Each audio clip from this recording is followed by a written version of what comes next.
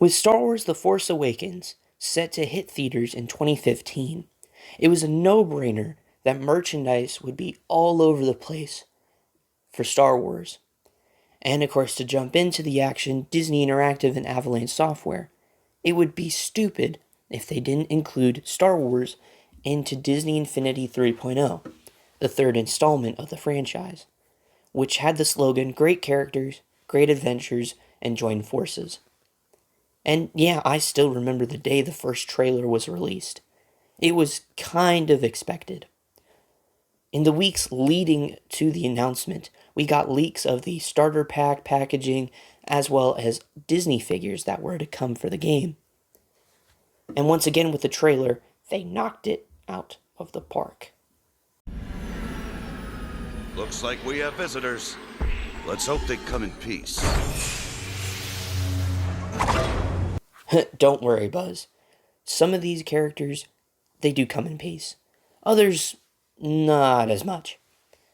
The starter pack, which would be the third iteration and would be $10 cheaper, would include Anakin Skywalker and Ahsoka Tano.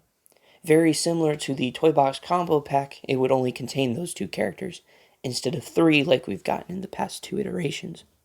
It would also include the Twilight of the Republic playset, which was set in the prequels / Star Wars The Clone Wars era. It had its own unique story.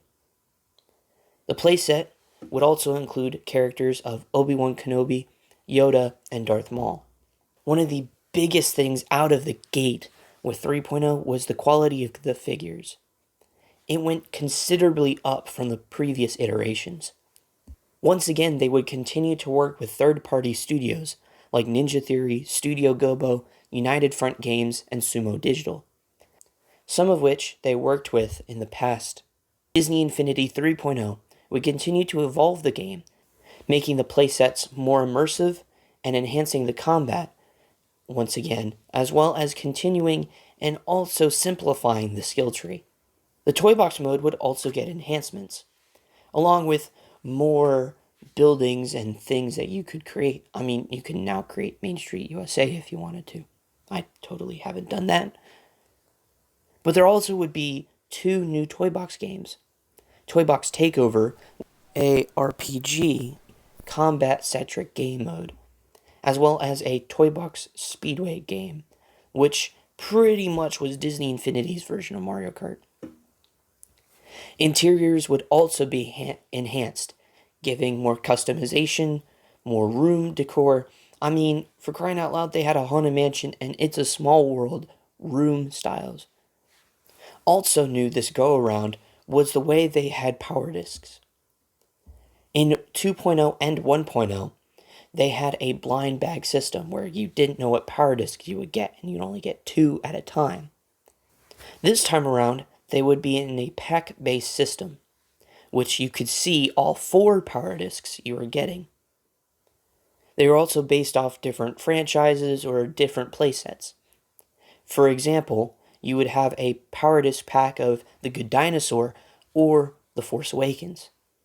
Speaking of The Force Awakens, there were two other Star Wars playsets that would join in the game. The Rise Against the Empire playset, which was based off the original trilogy, containing characters of Luke, Leia, Han Solo, Chewbacca, Darth Vader, and Boba Fett, along with the Force Awakens playset, based off the upcoming Star Wars film, with Rey, Finn, Poe Dameron, and Kylo Ren. There will also be a Disney Pixar playset based on Inside Out, another upcoming Disney film. Joy, anger, sadness, fear, and disgust would all be included. This was more of a platform-styled game, which was sometimes a little bit of a pain in the butt. But if you're good at Mario games, I'm sure you would do really, really good. There will also be more Toy Box characters to come. Olaf, which would finally join Anna and Elsa. Mulan, a proper Mickey Mouse, not Sorcerer Apprentice Mickey Mouse, but a actual Mickey Mouse. Minnie, Baloo, Nick and Judy, based off Zootopia, which would come in 2016. Spot, from The Good Dinosaur, as well as Sam Flynn and Korra, based off Tron, which were originally mobile and PC exclusives, which came over to be actual figures. Along with the characters from Tron would include some characters from Star Wars Rebels. Sabine, Zeb, Kanan, and Ezra would all be included. The game would be released on August 28th in Europe and August 30th in the USA. It was the first and only time I have ever pre-ordered a game, so far at least. It would be available on Xbox One, Xbox 360, PS4, PS3, Wii U, iOS, and for the first time ever, Apple TV, which was decent at best. The game was a huge success, with many, including myself, saying it was the best iteration yet. We then passed the holiday season, which it was once again one of the most popular items for Christmas, and led the Toys to Life category. We all eagerly awaited what would be next for Disney Infinity. However, the Disney Interactive team decided it would be best to continue to release content for 3.0 going into 2016. Starting off with a new Marvel Battlegrounds playset, which would be Marvel's version of Super Smash Bros., with a MCU-styled Captain America, Black Panther, Vision, and Ant-Man. Hulkbuster and Ultron were also playable in this game, but they were released earlier in 2015. In the Toy Box TV Next, they would also hint at a Finding Dory playset at the end of the event. This playset would come in 2016, along with Dory and Nemo. However, this would be the last glory moment for Disney Infinity. On May 6th, 2016, Disney announced that Disney Infinity would be discontinued, with the last characters and playset being released. Finding Dory was the last playset, and Alice, Mad Hatter, and Time would be the last characters to come.